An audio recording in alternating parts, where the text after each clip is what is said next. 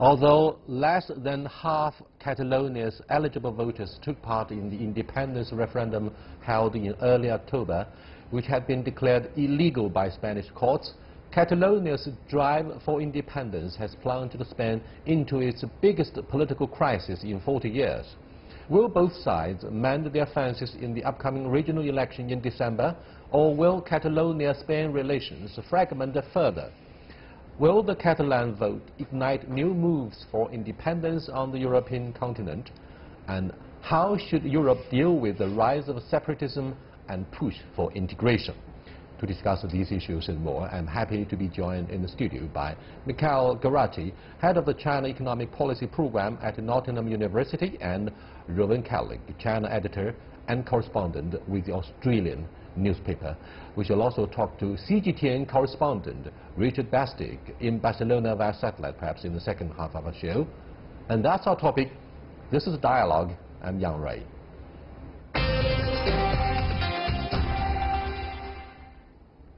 Gentlemen, Madrid has called for fresh elections on December the 23rd ahead of the Christmas festival. Do you think the central government of Spain will be able to secure a better outcome from Catalonia, or do you think Catalonia will become more divided as a result? Well, the important thing is that they called the election to restore legality, because the country was plunging into a little bit of chaos. Referendum was illegal, went ahead, there was police intervening. This was a very divisive outcome for the last few weeks. So I think the call for election is anyway a good move to restore normality into the country and let people speak again within the framework of a legal authorized referendum, election by the central government. So this is a very positive step, and I think I was talking to friends of mine in Barcelona and in Madrid in the last couple of days, just last night, and I think things are getting a little bit more relaxed, and the anticipation is now for this election, which is where people will put their heart in. Now, who will win or will lose? If we take the results from the Catalan referendum, it looks that less than the majority of people from Catalonia really want independence. Rowan, do you expect to have a breakthrough, a surprising breakthrough, coming out of the upcoming elections ahead of the Christmas? I would expect the Prime Minister to gain the legitimacy that he seeks for his position. And I think people will want this to be settled before Christmas, is a common sort of view. And I agree, I think it was a bold move, but I think it will settle things. A look at the general issue of a nation state in the age of globalization. On the one hand, you perhaps would have less of the idea on national sovereignty, less idea about the traditional demarcation between nation states, given the momentum of regional integration like the European Union as a very brilliant example. On the other hand, surprisingly, observers in China, which is so far away from continental Europe, and yet we have the issue of Taiwan independence, we followed very closely the process of separatism. So what do you think of the two opposite forces? Well, there is one force, which is the European Union, let's say, in Europe at least, that tries to unite and lowers the barriers between the nation states to create. Now we have an economic integration, it was done many years ago, then we had the monetary integration, we're looking at the political integration, next would be a military integration. So this is one type of force that tries to pull countries together. In Europe, however, if we go back in history, and maybe unlike other countries like China, we were never the countries that we are now. Yes, we had empires, we had, even in Italy where I come from, we had small states, and only in 1861 Italy was united as a country. Before it was real individual municipalities, a small state, the papal state by the Pope, which was very large, and then even in the Middle Ages we had, of course, Florence, Venice, Milan, all these individual city-states. And so, and even Germany went through process of changes. In fact, it's one case where the country integrated with another one, Eastern and West Germany, came back together. So we had a bit of pools going into the splits, and we have a long list. We have Yugoslavia splitting, we have the Soviet Union splitting, the USSR. The Crimea had been taken back, and Donbass in eastern Ukraine had also been put under control of the Russians. You have the new dynamics of the reconfiguration, right? That's true, a push and pull, because the thing, you know, Jan Ray, is when do we draw borders of countries? We also need to know the time at which we draw this. Is it as of now, as of the last 50 years? When did history start? And if we go back 2,000 years ago, everything was Roman Empire. And so it's very hard to say where is the right border of the country. We have the example in Catalonia, we have Asturias, we have Galicia, we have the Basque country in Spain itself. Africa, we know it's been drawn with a pen on a piece of paper to decide where is the border between country A and country B. Same in the Middle East. Countries that really are just they don't have a common cultural base, and this creates this separatist conflict. I'm originally from Britain, and I think it's very interesting to see what happened there when Britain decided to hold a referendum in Scotland. And to many people's surprise, although there seemed a lot of momentum towards Scottish independence, in fact 55% voted to stay with the Union. And I think that's a kind of a model that people could use elsewhere. People are given a choice, but a good debate takes place. There's accommodation. I think the accommodation is the important thing. Wherever the boundaries are drawn, they're bound to be arbitrary to a certain extent, except for islands. And my view is that as people become more prosperous in the world, so they start to think of other loyalties, their primary loyalties, whether it's to a religion or a local group, a tribe, or to class, or even in the West sometimes to sexuality. So people start to think, it matters to me that I'm Scottish and not British, or it matters to me that I'm Muslim or I'm Catholic and not something else. And so the important thing, I think, is that an accommodation can be found within which many nation states which might appear arbitrary can nevertheless retain people's ultimate loyalty. So you can have cascading layers of loyalty, if you like, which can all be fulfilled at the same peaceful, harmonious time. That's the ideal. Rowan, do you think the issue of loyalty should also be looked at from another perspective, such as a fresh look at one's ethnicity, national identity, which is described by a European scholar as the imagined community? And therefore, the Chinese, in the age of globalization, would regard themselves as being more Chinese instead of being changed by Western capitals and ideas. Look at the issue of Catalonia. Less than 50% of the local voters turned out in the referendum. It means at the same time, the general spectrum of public opinions in Catalonia was very, very divided. And this has further complicated the issue of concerning the future of European Union.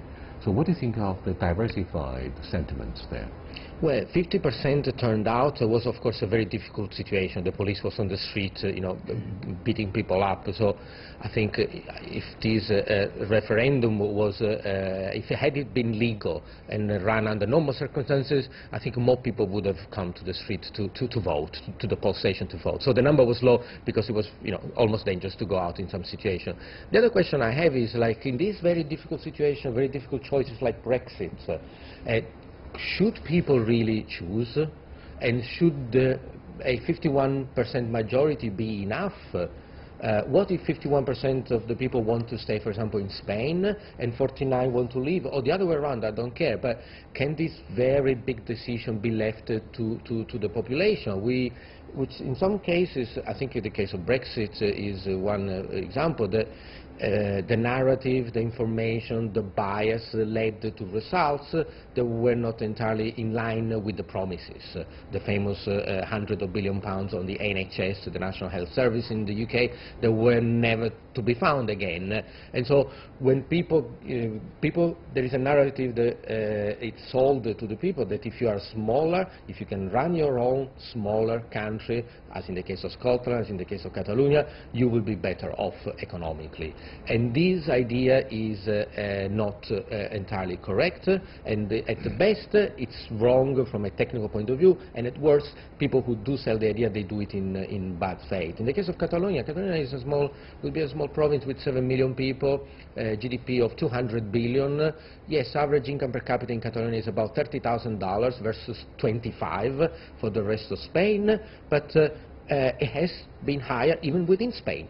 So it is not that because Catalonia is large then they should separate, because they have benefited from being part of Spain. And if I may, seriously, who is Barcelona going to play against if we break up Barcelona? You know, there's not going to be Real Madrid, Barcelona, Messi. Poor guy is going to play with some random guys in the small towns in a small region of Europe. And I think that it will be an economic also disaster for the city, also that point of view. Football is important, like you say, culture, religion, that also aggregates people. Absolutely, and I think I agree with you about the economic question. I think the cost of setting up a nation state is enormous, and people perhaps underestimate what's involved in doing that, and that's one reason why Juncker at the EU is saying we can't cope with 98, because of course the EU itself would have to correspondingly spend vast amounts more money to cope with more nations. Running a nation state is very expensive. I used to live in Papua New Guinea, and in mid-2019, Bougainville, an island in Papua New Guinea, will have a referendum for whether it will become independent. It will cost as much as its entire revenue at the moment in order to sustain itself. Very hard to justify in many ways. And that's perhaps one of the major reasons why a slim majority in Scotland decided not to support the independence of Scotland in the referendum. We are watching dialogue with Mika Garate, Rowan Callick, and Richard Bestick, who is coming to join us in the second half when we come back. We are discussing the issue of Catalonia and what it means for the future of the European Union. Are we going to have the disintegration of this so far most successful regional bloc? We'll figure out when we come back. Please stay with us. Welcome back, gentlemen. Let me go to Richard Bestick, our colleague who's standing by in Barcelona, for his analysis about the latest sentiments concerning how the local general in Barcelona, for example, have reacted to the media fanfare that the independence leader, Mr. Puigdemont, will be put under house arrest on charges of sedition and independence. What can you tell us, Richard, about the local reactions? Well, I think local reaction has actually been quite bad. The feeling among those who were in support of the independence campaign is that Puigdemont has actually walked away from what now is a terrible constitutional crisis, that he's taken them to the worst crisis in 40 years in Catalonia, and then taken up refuge, it appears, from the Barcelona end of the spectrum, in Brussels. So the Madrid imposed elections on December 21st. Accept the challenge of elections, and you accept that far from being independent, Madrid still can impose elections on Catalonia. Refuse to fight them, of course, refuse to take part in those elections, where those against independence can walk into power.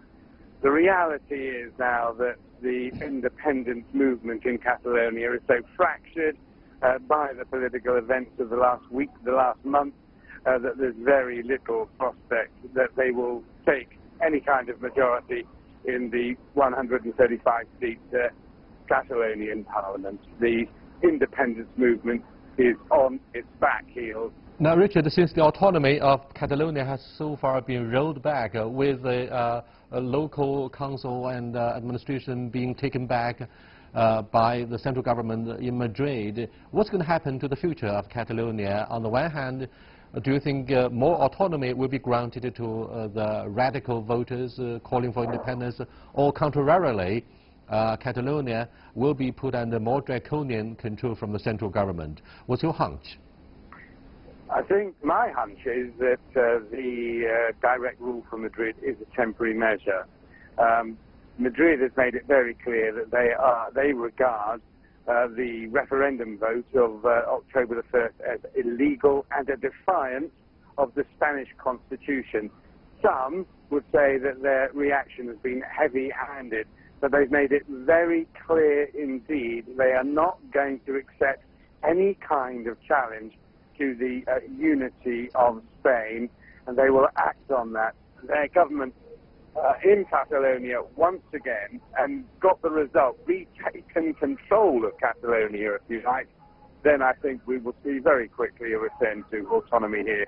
Quite whether they will make further concessions is a matter they will judge on the day as to whether it's necessary or not. But a return to autonomy will come after those December 21 elections. Thank you so much, Richard, for being with us. Michaela, do you think those radicals in Catalonia will go violent, or it will instead follow the example of a peace process in Northern Ireland, where the IRA surrendered and a leader like Gerry Adams, leader of the political wing Sinn Féin, had always been part of the peace process in the British Parliament? What would happen? No, I don't believe it will turn violent. You don't think so? I don't think so. Now let's go to your country, Italy. Shortly after the vote on Catalonia's secession from Spain, two of Italy's wealthy northern regions, Lombardy and Veneto, voted for greater autonomy. Unlike Catalonia, they are not seeking independence. However, they are richer, very much like Catalonia. So what's the relevance between a richer nation and an underdeveloped part of the same country? Well, like you rightly said, the Veneto and Lombardia is a completely different thing from Catalonia. It's just about a better management of local resources. There is no indication of any independence. It's just, even autonomy is even a word which is misused. What the Veneto election is about, how much tax should the region hand back to the central government in Rome, and how much should retain it. So the referendum in Italy, first of all, was legal. So it is completely in line with the Italian constitution. It's a consultative referendum. People were asked if they would like to have a greater degree of autonomy in running local matters. And of course, most people, 98%, voted in favor. The central government in Italy agreed that this was a perfectly legal process. And now, let's say, the discussion, not even negotiation, the discussion between those two regions and the central government starts on what kind of things, what kind of responsibility. It's about, like, who runs the school, the police, how much tax do you pay, who builds a road, who repairs a road. It's nothing to do with the Catalonia, which is linguistically, culturally, historically, wants to really break away from, and it may be much more violent potential. Gentlemen, we are all humble students of history. I'm not referring back to the demise of the Soviet Union or the peaceful divorce between Czech and Slovakia, so on and so forth, the disintegration of the Yugoslav Federation after the Bosnia-Herzegovina war. I'm talking about for example, what happened back in the year 2009 when the sovereign debt crisis swept through much of southern European countries, with the PIGS economy being the immediate casualty in the crisis. Do you think from then on, Rowan, as an observer of the economics, people in richer nations start to think more about how to be treated more fairly in terms of taxation and financial contributions to the central government? In the case of in the case of China, for example, back in the Cultural Revolution and throughout much of the Cold War, Shanghai had always been the biggest financial contributor to the coffers of central government, and yet in return it got nothing. until 1992, when Deng Xiaoping conducted the southern tour and decided to open up Pudong as yet another pilot program in our case with the Western capitalism. So what do you think of such similarities? I think that what happened during that European crisis was quite illustrative, that the southern countries, as you say, were feeling they were on the wrong side of history, because the Germans were pulling the strings, as it seemed, but they'd already voluntarily entered the European Monetary Union, and this was a strange an organisation that didn't really have political control but had the economic control, the monetary control, and so it was a strange mixture which required countries to agree with policies made elsewhere that really affected every facet of their lives. People were understandably upset, but Europe seems to have pulled its way through this, struggled through it, and as a result, Spain now, for example, is starting to build its prosperity back again. Greece is a harder case, but they've worked their way through it. So these questions of centrifugal control, the centre cannot hold, so all the parts break away. I don't think that is the model that we're really seeing most prominent in the world, and even close to Catalonia we see the model of the Basques, the once violent ETA group, coming to an agreement, cutting a deal with Madrid and finding some solutions to their questions of local loyalty and pride. So I don't see why Catalonia shouldn't do the same thing. But I do think that this is a lesson for central powers to realise we really need to be very attentive to listening to problems that are starting to build up at the outskirts amongst people that we might think of at the periphery, because they can cause trouble. A look at the relationship between central government and local authorities in the case of China. Let me cite Mr. Chen Yun as saying, he's one of the two members of the Standing Committee of the Politburo in the immediate aftermath of the Cultural Revolution, Deng Xiaoping being the other. He said, because he is known for organizing the central planning policies throughout much of the Cultural Revolution in the first 3 decades since the founding of the PRC. He said without economic authority, the central government would not boast of a political authority, and therefore we tightened the grip on the taxation for the local government. Now, having said this, let's go back to what happened to Spain in the mid-1970s. So following the death of Francis Franco, the dictator, Spain adopted the process of democratization. From those days on, it has been moving in the correct direction and got integrated finally with the mainstream society of the European Union. Almost at the same time, China, with the 11th National Congress of the party of CPC, Deng Xiaoping decided to open China up. So, are you guys optimistic about Spain maintaining central authority the Chinese way, taking back much of the financial contributions from Catalonia to maintain the political authority in the heartland of the country? Do you see the relevance between the two cases, Spain and China?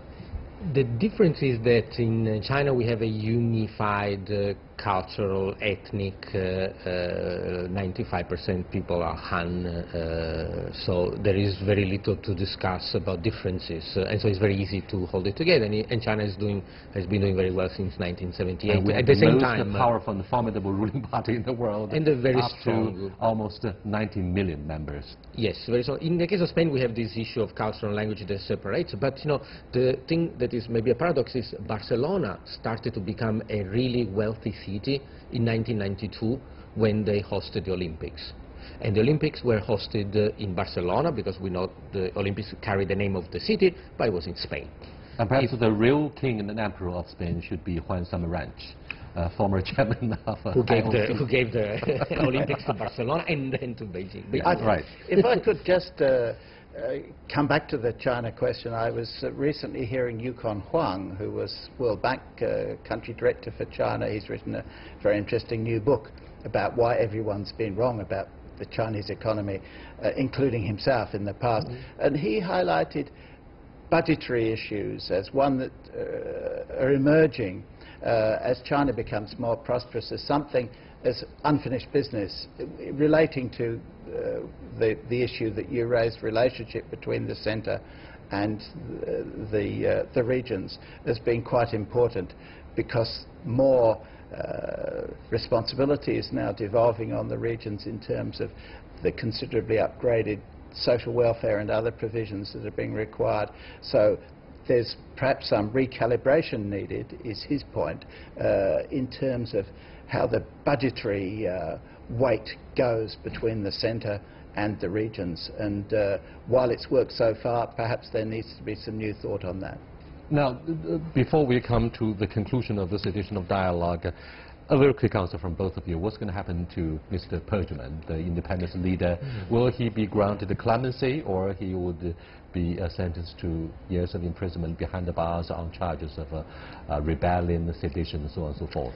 No, I think he probably stays out of sight for the next couple of weeks. He can eat Belgian beer and mussels in the meantime. Waffles, which is maybe. Waffles, and also Or watching football match. and watch the football from there. But I think there will be maybe some formal charges. He gets charged, and then he never goes to prison. The king can give a grace to when the situation restabilizes, hopefully, in the beginning of the year. Everyone will forget. The problem is to reunite Catalonian people with each other. The problem is not Catalonia against the rest of Spain. These all 2 months have created a divide within the Catalan society, where people in Barcelona, that's what my friends were saying, they were asking each other, are you pro or you're against? So that's the worst effect. And this is unfortunately what politicians strive on. Create a divisive society, and so they lose half, but they get the other half. And Puigdemont will never go half of anything. So by dividing it, he at least got close to half of something that he could have only dreamt of. And jailing him will make him a victim. Victims become heroes, and that makes things much more difficult for everyone. Thank you so much. Spain, which still enjoys the afterglow of successful democratization in the mid-1970s, following the death of the dictator, would probably have a bright future following the latest and very bad, devastating political crisis concerning the referendum in Catalonia. Let's keep our fingers crossed for a more admirable nation of fashion and football. I'll see you next time. Goodbye.